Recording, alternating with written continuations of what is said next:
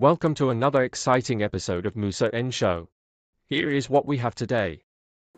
Sanibona, njengoba izolo bekuwusuku la uPresident Cyril Ramaphosa bekathula ngalo iState of the Nation address. Kuningi kakukhulumile. Nama-political parties amaningi areactile emveni kwenkulumo yakhe. Sizocaphuna nje ama-political parties amabili, okuyi-MK Party ne-EFF.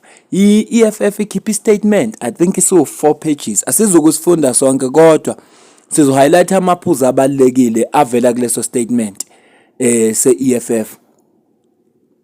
Bese sicaphuna MK Party emveni kwalapho bese siyivala ivideo. Siyaqonda ukuthi mhlawumbe kule viki esoliqala kusazoba nama-debate, kukhulunywa nje nge-State of the Nation, kusazokhulunywa nje eParliament. So seningi kakhulu izinto ezizokhulunywa kodwa kwamanje sizothatha nje ama-reaction ngalokho abakushilo. Ngaphambi kokuba-ke ngingene kwi-statement lesi se-EFF, umfethu ongelamayo uwenza lo msebenzi lo for aba-expectile ukuba ney'ngane, uthengisa iy'mbeleko, amabhegi, ama-feeding bottles nokunye. So ungaxhumana naye njengoba ubona la ku-screen. Uyena-ke uzobe usuxoxa nayinto eningi. Uya-courier futhi nationwide using i-courier guy noma iPep. Emveni baka sekukhulunywe konke, uPresident esekhulumile nge-State of the Nation, abezindaba bahlangane no-Deputy President womkhonto wesizwe party, ubaba Dr. John Mandla Kayisehlophe. Bambuza ukuthi yena uthini nge-State of the Nation esithulwe uPresident. Yena ukhulume kanjena-ke.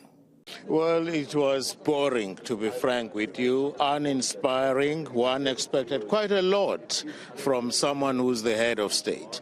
For me personally, and I've shared this with comrades from Umkhonto Wesizwe, I thought the president's starting point was going to be to give us an update on the promises that were made last year in the State of the Nation address. He identified 3 priorities: poverty, inequality, and housing. He didn't deal with any of those at length. We know poverty is worse than ever it was before. Every day when you walk in South Africa, robot-controlled intersection, you see a lot of people who are hungry, who are homeless, who have nowhere to stay. So poverty is worse than it ever was before. Mr. Ramaphosa made no mention of that. He's talking about an ideal nation. In other words, a united South Africa, united in diversity.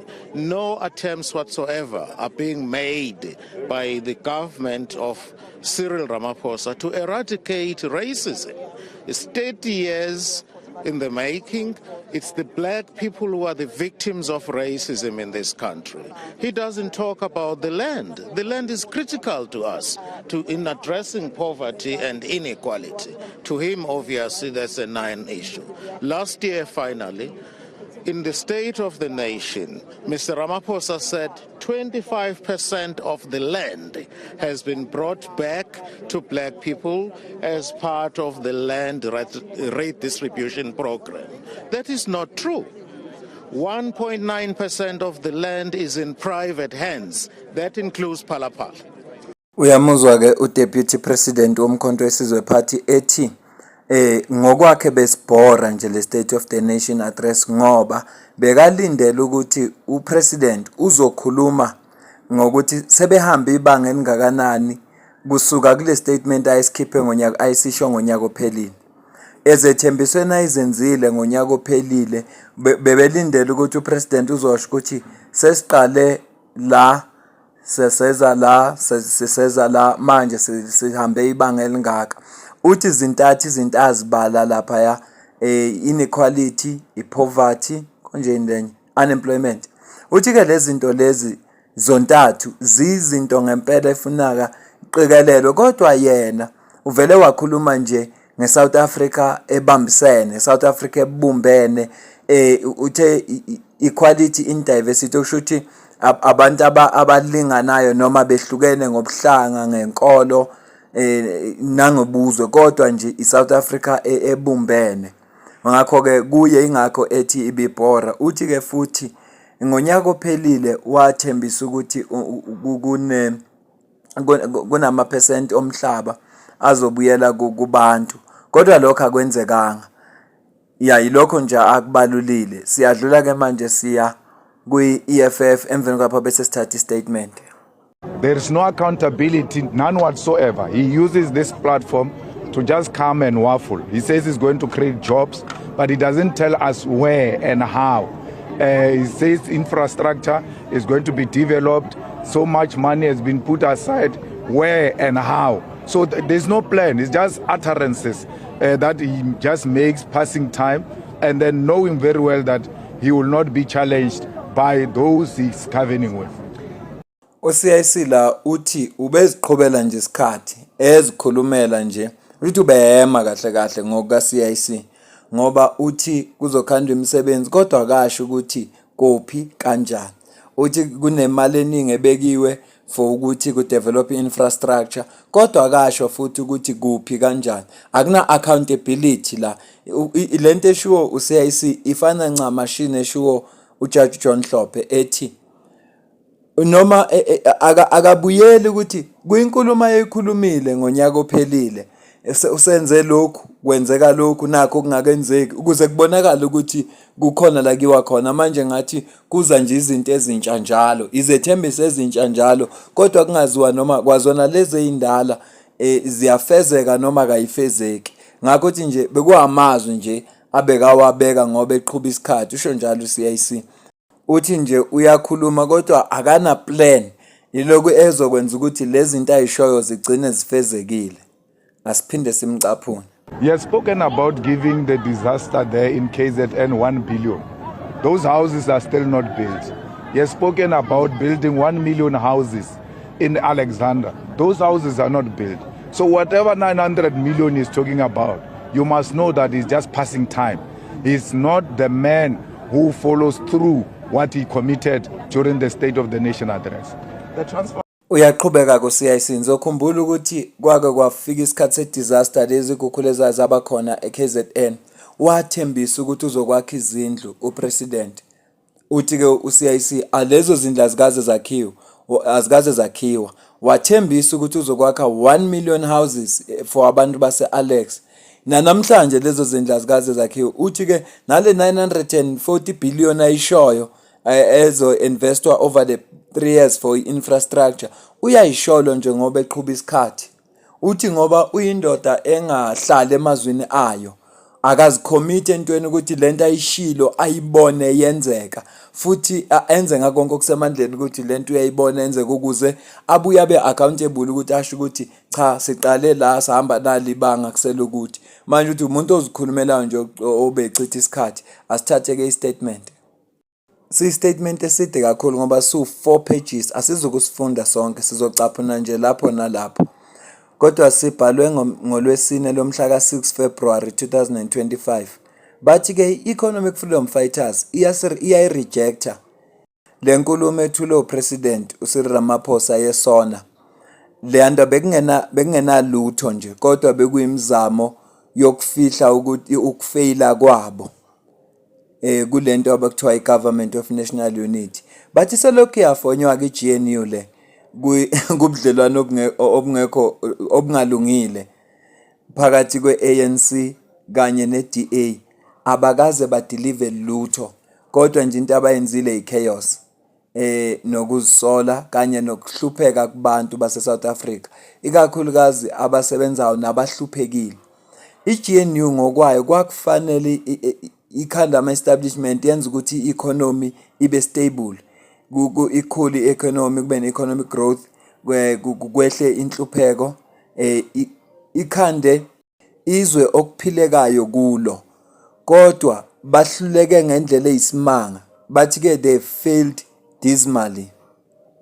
Bathi uma evula kwi-7 administration ngoJuly 2024 uPresident Ramaphosa waproclaim ukuthi i-GNU le izokwenza ukuthi i-economy ibe inclusive ukuthi kuzokwazi ukuthi kuparticipate abantu abaningi ku-economy. Lokho kwakusho ukuthi kuzokhanda amathuba omsebenzi, empower abantu abamnyama base South Africa, uplift laba vulnerable kakhulu. Kodwa ke economy yase South Africa isemndawonye uma futhi ingekho worse. Bathi ke economic growth average manje ingaphansi ka 1.5% ngonyaka.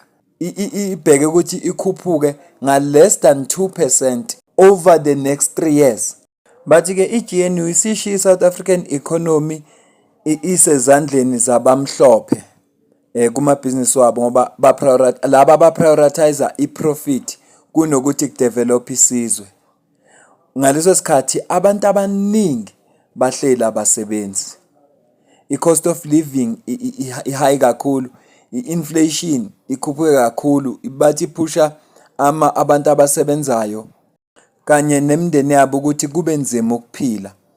Khona lapho kukhuphuke ugesi, kuzokhuphuka ugesi ngo-12.7%, okulindele ukuthi ukhuphuke ngo-April, nokukhuphuka kapetrol futhi kuyezinye zeinkomba ezikhomba ukuthi impilo, i-cost of living iba high kakhulu. Bathi isimo esiphuthumayo la esibhekene neSouth Africa ukungasebenzi kwabantu, unemployment, yet uPresident Ramaphosa ufailile ukuthi alethe a concrete plan ukuze ukuthi kuzokwenziwa kanjani ukuze kulinywe nalesimo lesi, ngoba njengoba kwenzeka nje i-unemployment iyaqhubeka iyakhula, ikakhulukazi phakathi kwabantu abamnyama, abangabesifazane kanye nentsha ababethenjisiwe kwi-State of the Nation address sangonyaka ophelile ukuthi bazoba i-priority. But noma kunjalo uPresident Cyril Ramaphosa uyaqhubeka nokudukisa isizwe ngokuclaim ukuthi i-Presidential Employment Stimulus iphumelele. Lokhu nje kuyaziwa ukuthi ngamanga hlaza le program ifailile completely. Bathi ke ubufakazi balokho ukukhuphuka kakhulu kwezinga labantu abangasebenzi, ikakhulukazi kwintsha. Manje iGNU ayinayo nje plan yokukhanda imisebenzi yokuthi kukhandeke amathuba emisebenzi. Nalento abathi banayo ama-meaningful partnership ayikho nayo, ama-empty promises nje, njengoba amabhizinisi eqhubeka nje edonsela kuma-directions ahlukene. Bathi uPresident Cyril Ramaphosa uyaqhubeka futhi nokuprivatize i-energy kunokuthi rebuild aphinde ayenze iqine i-Eskom for i-national energy security. Bathi ke lokuqhubeka kokunganakwa kwe-Eskom angeke kuyisolve inkinga zayo. Instead uzokwenza iSouth Africa ukuthi kuyi-future i-Eskom iphathwe abantu ababheka inzuzo, abazo-exploiter abantu for i-financial gain, ngoba phela uma iba-privatize lokho kuzokwenzeka. Cha, angisibambe la le statement side kakhulu, si-about 4 pages. Okwamanje ngisibeka la, ngiyathemba ukuthi lokho bekubalulekile ngikufundile. Kodwa-ke ilokho okushiwo i-EFF, ingakho bethi bayayi-rejecta yonke le nkulumo athi ishiwo uPresident ngoba akana plan.